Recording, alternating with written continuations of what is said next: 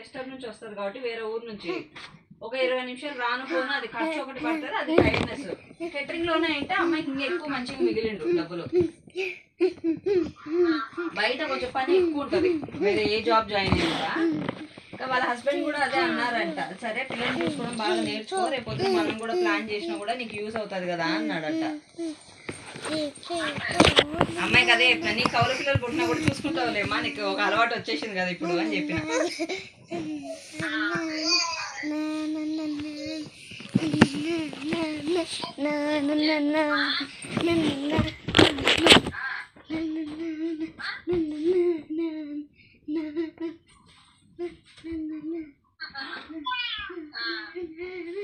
భరత్ చూడు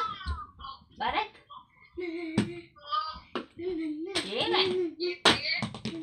ఏయ్ హాన్వి ఇట్రా దా దా దా మాట్లాడదురా ఏయ్ మామయ్య పడుకున్నారా తమ్మా అదో హన్వికతో మాట్లాడుతా అన్నారు అదే పాపం